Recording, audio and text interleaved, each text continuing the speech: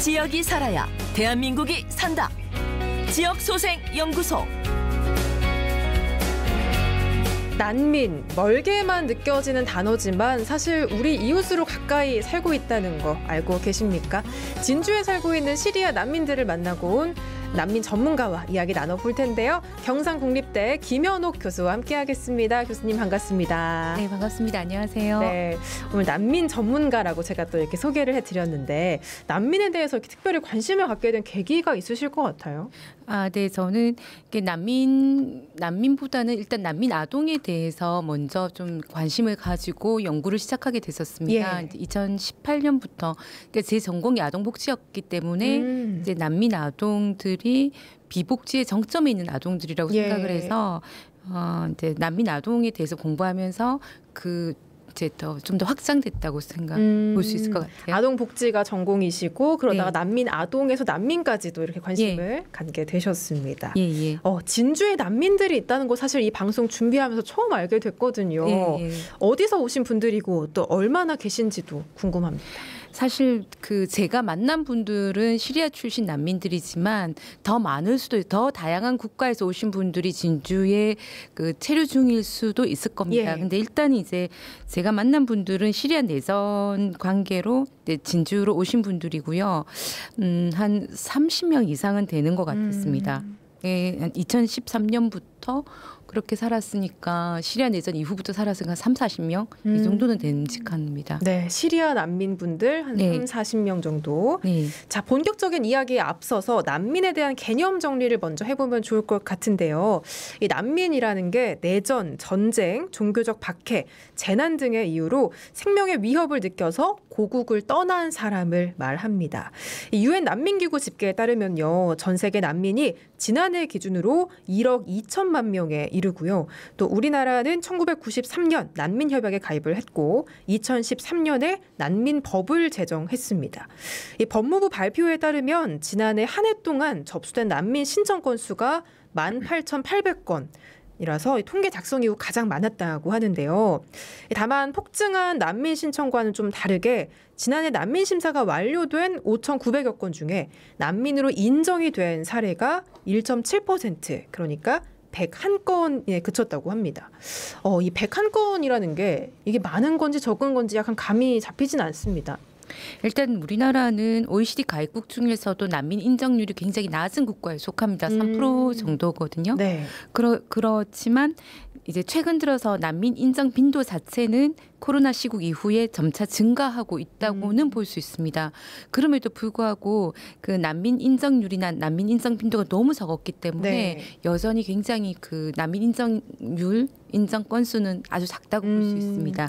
난민으로 인정한다고 말씀하셨는데 인정하는 어떤 절차가 따로 있는 거죠? 네, 따로 있죠. 이제 이거는 이제 우리나라의 난민법에 의해서 난민 인정 절차는 법적으로 고정이 되어 있습니다. 그래서 이제 난민 신분을 인정받게 되면 아무래도 이제 우리나라 안에서 좀 더 안정적인 이제 법적으로 보장된 사회보장 제도 등을 누릴 수 있는 가장 안정적인 이제 신분 관계라고 얘기할 수가 있습니다. 보니까 난민도 유형이 되게 다양하게 나뉜다고 하더라고요. 그 유형에 따라 또 권리, 보장, 처우 이런 게 또 차이가 있다고 하는데 어떤 유형들이 있는 거예요? 난민 이제 유형은 한 대여섯 가지 정도로 나뉘어질 수가 있는데 지금 방금 말씀드린 것처럼 난민 인정자가 가장 안정적이고 난민 신청을 하는 모든 분들이 누리고자 하는 난민 이제 신분이라고 볼 수가 있고요. 그 외에 난민 신청자, 난민 인정자, 인도적 체류자, 재정착 난민, 특별 기여자 이 정도로 나뉘어지고 있는데 이제 이 가장 큰 차이는 안정성이라고 볼 수가 있습니다. 이제 사회보장 제도를 누리지 못하는 거는 이제 당연한 것이고 난민 인정자 외에는 그 외에는 법적인 비자 관계 갱신을 계속해야 된다든가 하는 굉장히 신분상의 불이익이 많이 있습니다. 그럼 교수님께서 만나신 진주에 있는 시리아 난민 분들은 어느 유형에 속하는 거예요? 예, 그분들은 아쉽게도 인도적 체류자입니다. 인도적 체류자. 난민 인정자가 되지 못했다는 건데 이제 이분들이 인도적 체류자밖에 될 수 없었던 그 법적인 사유가 있습니다. 우리는 이제 전쟁으로 인해서 본국을 떠난 사람들은 당연히 전쟁 난민이니까 난민으로 이제 인식을 하는데 네. 한국의 난민법에서는 이 전쟁이 난민 인정 사유로 아직은 적시되어 있지 않아요. 그렇기 때문에 이제 그렇지만 뭔가 우리가 인도적으로 예우를 해줘야 되지 않을까라는 명분에서 인도적 체류자가 됐는데 한국에서 이 인도적 체류자라는 신분 상태로 살려고 하니 취업에도 제한이 있고 비자도 계속해서 갱신을 해야 되는 여러 가지 제한이 있다고 볼 수가 있습니다. 네, 그 난민법에 따라 전쟁 난민은 이제 인정이 안 되는 네. 그런 약간 법적인 맹점이 있는 거네요. 예, 맞습니다. 예. 빨리 개정이 되어야 합니다. 네. 자, 그럼 이제 그 진주에 계신 그 난민 분들께서도 이제 일을 해서 생계 유지를 하실 텐데 네. 혹시 어떤 일을 하는지도 알 수 있을까요? 예, 이분들은 이제 그 인도적 체류자 분들에게 허용된 단순 노무직을 하고 있는데 그 중에서도 진주에 계신 분들은 그 폐차장에서 근무하고 있다고 보시면 됩니다. 폐차장에서 주로 폐차장에서 예, 그 업무를 하고 있습니다. 네. 그럼 이제 말씀하신 그 한 30명, 40명 정도 되는 그 진주에 계신 난민분들은 시리아 내전 이후로 들어오신 건가요? 한 분은 시리아 내전 전부터 한국을 이 왕래하면서 그 폐차장 관련 일을 하셨던 것 같아요. 그러다가 이제 전쟁이 터지니까 중국, 튀르키예를 경유해서 한국으로 와서 자기가 정착을 하고 같이 일을 할 만한 분들 또는 해왔던 분들을 한국으로 이렇게 뭐 불러들였다 표현을 해야 되나요? 그분들도 어쨌든 시리아를 떠나서 한국에 와서 이제 같이 일종의 그 공동체를 이룬 거라고 보시면 그러니까 이미 들어와 계신 분이 있고 또 그렇죠. 이렇게 이어서 네. 진주에 또 정착하게 된 계기가 또 이렇게 됐네요. 네네. 자, 근데 이렇게 이야기만 들으면 진주에 잘 정착해서 사시는 것 같지만 사실 우리나라에서 난민으로 사는 게 어려운 점이 많다. 아까 잠깐 또 언급을 해주셨는데요. 네. 하나씩 한번 짚어보겠습니다. 먼저 아까 자녀를 키우는데도 문제가 좀 있다고 들었거든요. 네. 그러니까 이분들이 그 이제 시리아 내전이 발발하고 난 이후에 한국으로 들어올 때까지도 들어올 때는 이제 한 가정을 예를 든다면 그때는 이제 시리아에서 태어난 아이가 2명이었어요. 이제 그 아이들이 어릴 때 한국에 들어왔고 그 이후로 이제 아이들이 계속해서 태어나게 됐는데 이제 그렇게 한국에 와서 계속 태어난 아이들은 사실 한국 아이들이라고 볼 수가 있거든요. 생김새는 중동 아이지만 똑같아요. 그렇죠. 우리랑. 그런데 이제 이 아이들이 여전히 인도적 체류자인 아버지의 동거인으로 되어 있습니다. 그래서 만 18세 이상 성인이 되면 이 아이들도 다시 그 이제 비자 적격 심사를 받게 되는데 거기서 이제 문제가 생긴다거나 혹은 인도적 체류자에게 허용되지 않는 취업을 원할 경우는 본국으로 가야 됩니다. 그래서 실제로 이런 일이 지금 제가 가장 우려하는 일일 뿐만 아니라 잘 아시겠지만 제주도에 와 있는 예멘 아동들도 이 문제 때문에 다시 예멘으로 돌아간 그 아이들이 굉장히 많습니다. 그래서 이제 아동 인권 문제를 고려한다면 이 부분이 빨리 시급히 개선되어야 하는 문제입니다. 우리나라에서 나고 자랐지만 이게 18세 이상이 되면은 돌아가거나 그런 심사를 받아야 하는 상황이네요. 그럼 이제 그 아이들이 진주에서 학교를 다니고 있을 거 아니에요. 학교 생활은 좀 어떻게 잘 하고 있는지도 궁금한데요. 이제 제가 사실 이 친구들을 알게 된 계기도 학교에 다니는 난민 아동들부터 시작해서 알게 됐거든요. 그래서 그 아이들이 학교 생활, 어린이집 생활 이런 걸 이제 잘 알고 있는데 의외로 우리가 생각하고 우려하는 것보다도 훨씬 더 학교 생활을 잘하고 친구들 관계도 좋고 그리고 학업 성취도 그러니까 공부도 굉장히 잘하고요. 그리고 이제 그 막내 아이들은 이제 4명 정도가 지금 또 어린이집에 다니고 있습니다. 이제 각각 다른 가정을.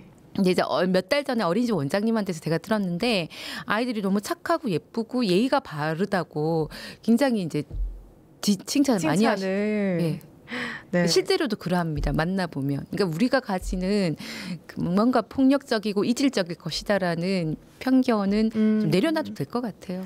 그런데 이제 난민의 아이들이란 이유만으로 18세가 넘어가면은 이제 본국으로 돌아가거나 그런 상황들이 펼쳐집니다. 그리고 아까 그러면은 그 영구 체류가 좀 불가능하다는 얘기가 있더라고요. 난민분들은. 지금 그러니까 인도적 체류사 자체가 그 임시 체류 제도라고 볼 네. 수가 있습니다. 그러니까 이분들이 이제 그러니까 하루라도 빨리 난민 인정자가 되든가 네. 그 외에 좀 더 영주권을 취득할 수 있는 방법이 있어야 되는데 우리나라 난민법에 의하면 영주권을 취득할 수 있는 방법으로서는 난민 인정자가 되는 거가 제일 좀 현실적으로 유리한데 네. 그마저도 지금 우리나라 난민 인정률이 너무 낮기 때문에 예. 사실 굉장히 요원하고 가장 어려운 거라고 볼 수 있습니다.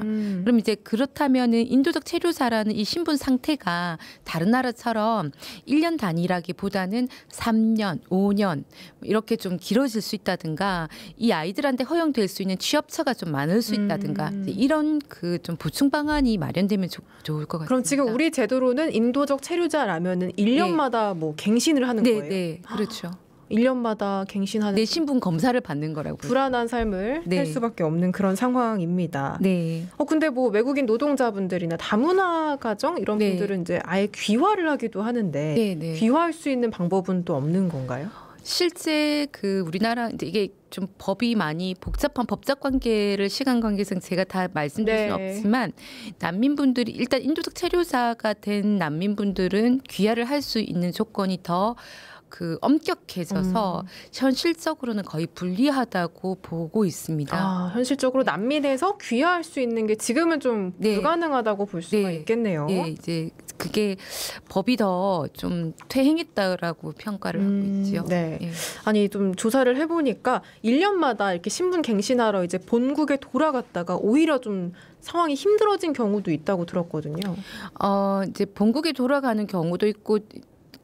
거기서 오히려 여러 가지 체류 문제에서 그 불리한 상황들이 만들어져서 못 오게 되거나 오히려 또 본국으로 송환되는 매우 드문 경우지만 네. 그런 경우도 있고 진주에서는 제가 만난 난민분들은 그런 문제보다는 이제 출입국 사무소에서 인터뷰를 할 때 경험하게 되는 매우 불친절한 대응이라든가 이제 이런 문제들을 호소를 많이 하셨습니다. 어쩔 수 없는 그 인종차별의 문제도 많이 겪고 계신 것 같습니다. 예, 맞습니다. 네.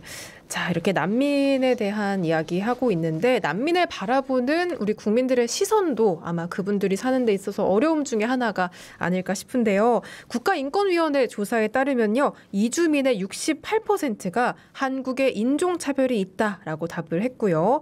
또 외국인 근로자 10명 중 9명이 임금 체불을 경험했다라는 답을 내렸습니다. 지금 화면으로 표가 나오고 있는데요. 이렇게 한국에 인종차별이 존재한다라는 응답을 보니까 여성이 남성보다 더 많은 응답을 보였고요. 체류 기간별로 좀 보더라도 오래 체류를 할수록 인종차별이 존재한다라는 응답이 더 높은 것으로 이렇게 조사가 되고 있습니다. 인종차별하면 참 마음이 아픕니다. 이게 사람의 얼굴 피부색, 생김새만으로 차별을 받는다는 게 참 너무나도 불합리한 일일 것 같은데 네. 이주민들도 이렇게 말하는 거 보면 난민들은 더하면 더해지 덜하지는 않을 것 같거든요. 맞습니다. 실제로 뭐 사례들을 들은 게 좀 있으실까요?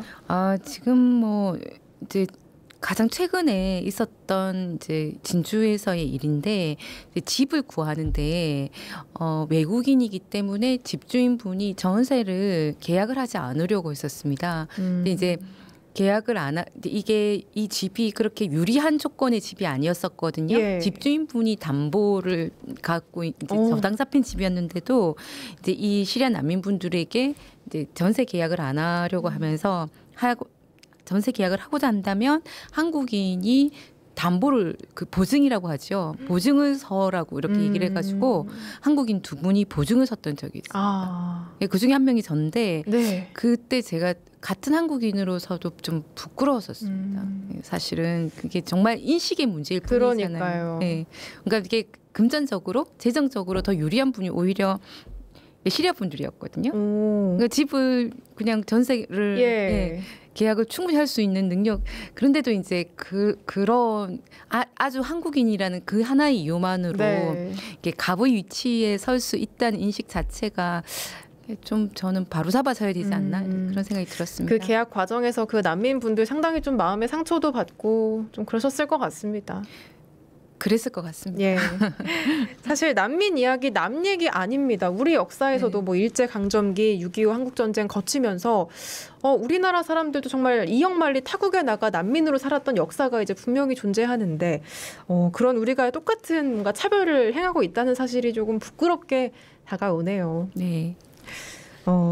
그리고 이제 보시면 사실 인종차별이라는 게 백인에 대한 차별은 또 우리가 없지 않습니까? 오히려 좀 이렇게 우대하는 분위기도 있고요. 그렇습니다. 자, 근데 이제 아니 맞습니다. 그러니까 이게 피부 색깔에서 우리가 그 사람의 모든 것을 좀 유추하는 게 선을 좀 넘는다 이런 생각이 들 때가 많습니다. 그러니까 이제 시리아 분들, 아랍 중동 사람들의 그 중동 사람들의 생김새를 가지고 어떤 열등성을 부여한다 이런 것들이 너무 심한 것 같다 싶을 때가 있고요. 좀 근절되어야 한다 이렇게 보고 있습니다. 네. 근데 이 난민으로 이제 한국에 오신 분들도 일을 해서 이제 월급도 받고 세금도 내고 하다 보면 오히려 국고에 좀 보탬이 되고 있는 게 아닌가라는 의견도 나오고 있는데 어떻게 하면 좀 이분들에 대한 인식을 바꿀 수 있을지 좀 고민이 되긴 하네요. 예. 실제로 우리가 이렇게 난민에 대한 정책을 얘기할 때 상당히 많은 분들이 우리가 그 사람들을 난민들을 먹여 살려야 된다라고 생각을 해서 부담 인구일 거라고 예단을 하는데 실제로 많은 분들이 특히 전쟁 국가 같은 경우는 비행기를 타고 외국으로 피난을 갈 수 있을 정도의 능력이라면 사실은 어느 정도의 그 세금 부담 능력이 있는 사람들이라고 볼 수 있고 노동 능력 가능한 사람들이라고 볼 수 있습니다. 물론 그렇다고 해서 그런 사람들만 우리가 유입을 해야 된다는 것은 아닙니다만은 이 국가에 부담을 주는 인구로만 볼 필요는 없다는 말이죠. 그렇기 때문에 좀 더 함께 살아가면은 얼마든지 우리와 동일하게 생산 인구 그리고 또 소비 인구로 그 공동 거주가 가능한 인구라고 봄직합니다. 네, 그렇게 우리의 세금으로 먹여 살려야 한다라는 거는 좀 편견이다, 잘못된 편견이다 이렇게 볼 수가 있겠습니다. 그리고 또 이제 우리나라의 가장 큰 현안 중에 하나가 인구 절벽 문제잖아요. 이렇게 난민의 유입이 이런 인구 절벽의 문제를 해결할 수 있는 대안이 될 수 있다 이런 의견도 있는데 이건 어떻게 보세요? 네, 저도 그렇게 생각을 합니다. 실제로 우리가 지금 그 이민청 얘기가 나왔을 때 그 이민을 유도하기 위해서 할당되는 국가 예산이 엄청났었고요. 그리고 이제 그런 외국인들을 특히 지방 소멸을 방지하기 위해서 지방에 이제 외국인들을 유치하기 위해서 우리가 내는 기획 예산 이런 것들이 생각했던 예산의 규모가 엄청나거든요. 근데 그런 예산을 생각한다면 이미 우리와 함께 살고자 와 있는 외국인들에게 좀 더 그 한국인과 통합될 수 있는 정책을 낸다면 예산도 적고 정책 자체도 좀 더 수월할 수가 있습니다. 그래서 저는 좀 지방 소멸을 위해서 국가가 정말 애를 쓴다면 난민이라든가 이주민들에 대해서 좀 더 그 긍정적인 정책을 쓰는 것이 국가에게도 좋을 것 같다는 생각을 합니다. 지금 우리 정부도 지자체의 그런 인구 절벽 문제 해소를 얘기하면 자꾸 저출생 이야기만 많이 하고 뭐 출산 장려 이런 걸 얘기하는데 사실 이주민 문제, 난민 문제도 함께 결합해서 생각하면 정말 좋겠다라는 생각이 듭니다. 근데 아까 이제 말씀해 주신 것 중에 그 난민 인정자가 되지 못하는 이유가 전쟁이라는 그게 이제 법에 없다고 했잖아요. 난민법 개정에 대한 논의는 혹시 지금 이루어지고 있는 게 있을까요? 서서히 이루어지고 있고 그리고 이제 난민에 관한 많은 세미나들이 있을 때마다 한국의 난민법이 너무 오래되었기 때문에 다소 시대착오적이라는 거죠. 그래서 난민 인정 사유에 이런저런 것들을 더 이제 적시해야 된다고 얘기가 되고 있고요. 이제 개정되어야 할 겁니다. 난민법이 지금 제정이 된 게 2013년이라고 알고 있는데 그럼 그 이후로 한 번도 개정이 된 적은 없는 건가요? 뿐만 아니라 이 2013년도에 개정된 난민법 자체가 제가 알고 있기로는 1962년도 난민협약서를 근간해서 만들어졌기 때문에 실제로 정말 옛날의 난민 발생 모형을 생각한 거예요. 그런데 지금은 너무 많은 전쟁이 발생하고 있고 기후 난민 등을 이제 우리가 또 생태 난민이라고 부르거든요. 이제 굉장히 많은 난민이 발생하고 있고 이제 이런 점들을 감안한다면 좀 더 현대적으로 이 난민법이 개정될 필요는 있습니다. 예. 이 시대의 변화에 따라서 난민법 개정도 좀 필요한 사안이란 이야기를 해주셨는데요. 네. 난민들이 이제 입국하는 과정에서 그 브로커들에게 약간 사기를 당하거나 이런 일들도 있다고 들었거든요. 네.